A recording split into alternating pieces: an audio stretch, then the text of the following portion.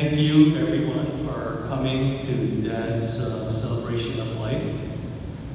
We're going to do, our program is short today. We'll have a eulogy and then we'll have some announcements. Clarence Chai-Wah Park was born on January 20th, 1932 in Hilo to In Young and Salome Park. He was the second of 7 siblings: Charlie, Clarence, Florence, Clayton, Sue, Carl, and me. Most of you might know him as Chaga, and I asked him about that, like, how did you get the nickname Chaga? I thought it would be like a really good story or something, but he just said one of his friends when he was younger, one day just called him that, and then from that day forward, everyone else just called him Chaga. In Hilo, he worked at the family furniture shop making mattresses and wicker chairs. At Hilo High School, my dad played football, and he actually played the clarinet in the school band. And he told me he was actually pretty good. He joined the Army National Guard when he was in 11th grade. He worked at his family's tailor shop in Fort DeRussy. When he moved here from Hilo in I think around 1950, he started working as a freelance draftsman and then a draftsman for the city planning department. And he told me back then he made a whopping $180 a month. He first met Mom at the old Bolodrome in the mid-1950s. They spent time together bowling, watching movies at the drive-in, and dancing. Dad married Vivian Lee on May 3rd, 1958. They lived in an apartment on Kamaini Street and then moved to a unit on University Circle. I was born on September 17, 1959, and I remember that unit, just bits and pieces. And then Diane was born on October 1st, 1962. Shortly after that, we moved to our Keapuka residence. Dad said he bought our house for $18,000. He still was working at the National Guard all this time. And then the National Guard was activated for the Vietnam War in 1968. And he served as a captain until 1971. He told me he was in charge of the howitzers and small arms from the artillery storage location. He retired from the city and county at 55. And shortly after that, he retired as a colonel in the Hawaii Army National Guard. After his retirement, Dad would continue to play golf, and he would walk for exercise. Sometime later, he had some medical problems, most notably kidney cancer. And then my mom also had some medical issues, and Dad took care of her until he was not able to. When Mom moved to a care home, Dad visited her nearly every day until she passed away this past June. Dad missed Mom terribly, and his medical condition slowly worsened.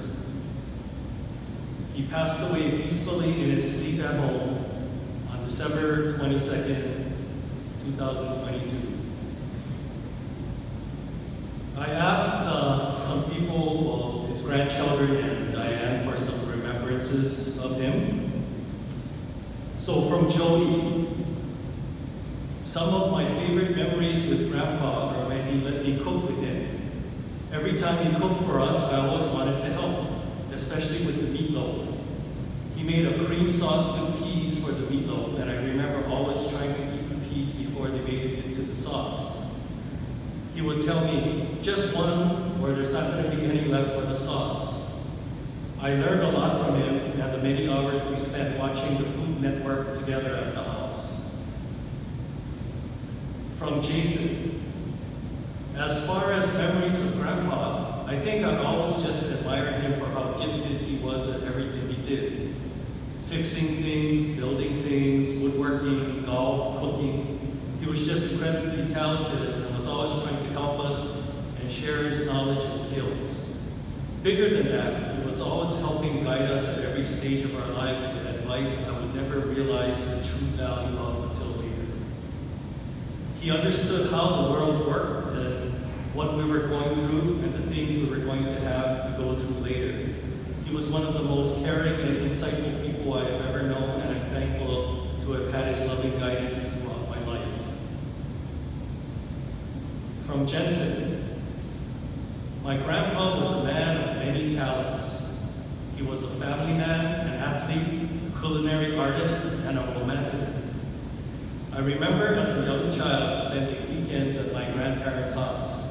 It was always a weekend to look forward to because Grandpa's house always had the top board games going around at the time, and it meant getting to play with all of Grandpa's big boy toys like the chairs, clubs, and figures he would craft out of wood, and also the fancy new putting greens and golf trainers he had at his house. Not to mention Grandpa's house had the best candies like butter sweetened okoshi and tomoe rice candies around at all times. And of course, when it came to real meals, my grandpa was the king of meat and zucchini jun. Quality cut kalbi, and if you ever had his baked mahi-mahi and tartar sauce, or his signature meatloaf and pea sauce, you know exactly how he can turn an ordinary dish into something truly amazing. I had always thought that going to Grandpa's house was a treat for us kids to get to staycation at our favorite place spot. Now, as an adult, I realized that having 3 totally out-of-control ADHD children requires some time off for a full-time parent to keep their sanity. And our grandparents were always there to allow our parents to have some time to breathe between baseball games, trips to skate parks, Girl Scout meetings, tennis matches, gymnastic meets, or any of the other 100 things our parents would try to keep us busy with, so we couldn't let our ADHD for 5 hours a day at home. But that's the kind of man my grandfather was. Between the thousands of hours he spent helping raise 3 overactive and disorderly children, to hosting and cooking for parties of 50 plus people during the holidays, to provide an opportunity for the family to see each other and catch up every year, or the miles he put in as an 80-year-old flying all over the country just to be there to support us no matter what we chose to do. I learned from my grandpa the importance of what it means to have people supporting you no matter where you go or what you do. To have that kind of support system meant the world to me in ways I never knew at the time. But as an adult looking back, realizing the reason I ever had the courage to chase my dreams or the strength to be myself in my pursuits was there because there were people who believed in what I could be more than I could have ever seen for myself. I'm so grateful just thinking about having been able to share my time here with such an amazing man like my grandpa. We love you, Grandpa, and are happy for you and Grandma to be together again forever. From me, I remember Dad would drive us all over the island to meet with relatives. He would drive us to Wahiwa, Eva Beach, Kailua, Pololo. As a young boy with ADHD, driving out to Wahiwa or Eva Beach must have seemed like an eternity, and I'm sure I must have asked, "Are we there yet?" at least a dozen times. Dad was a terrific cook, and his cooking was simply the best. Dad loved to golf, and when I was around 9 or 10 years old, I remember he would pay me $2 to caddy for him. I remember struggling to push the cart around the course, and I also remember how shocked I was to hear Dad swear when he hit a bad shot. It was just the S word. In the last few weeks before his passing, I enjoyed talking with him about his life and accomplishments. He spoke of some memories of his childhood, meeting and courting Mom, Diane and me while we were growing up, his civilian and military jobs, and his trips to Las Vegas with Mom. He also mentioned that he and Mom actually wanted 4 children. But I cannot imagine the torture of having 2 more children, especially if they were like me. Dad mentioned many times that he admired Mom for having to be a single mom when he went on his numerous officer training programs on the mainland. When we saw Dad's health taking a downturn, the grandkids came over and spoke with him, and he was really cheerful and energetic. After that visit, he stopped talking and eating, and we knew it would only be a few more days. I'm so glad that we got to enjoy that last time.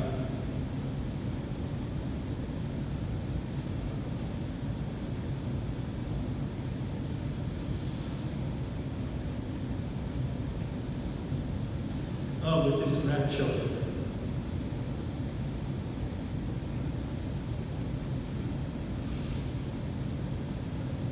From Diane. Many memories of Dad were us cooking for occasions such as New Year's, special birthdays, or special family gatherings. Dad always made the best coffee. He always said that there can never be enough garlic or green onions. He would always look forward to cooking the grandkids' favorites. He would always make meatloaf and cream peas for the boys and fish stew for Joey. Everyone knows how they love to go to Las Vegas. They would go there 4 to 5 times a year. Mom's birthday, Dad's birthday, their anniversary, and whatever occasion that might have come up.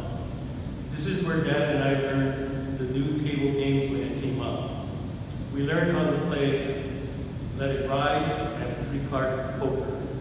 I remember playing side-by-side 3-card poker. Whenever we had a pair, we would just bet and not look at the 3rd card. We would always squeeze so hard hoping we got the 3rd one, which paid 30 to 1, or the 3rd card, the straight flush, which paid 40 to 1. If one of us were to hit one, we would go look for Mom and show her our black chips to make her jealous.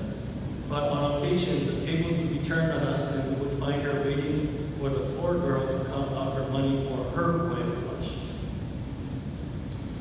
But my fondest memory is how Dad took care of Mom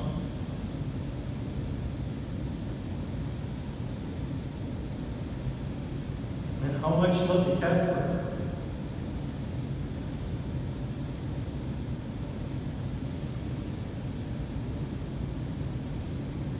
Now they are together for always and forever, watching over us.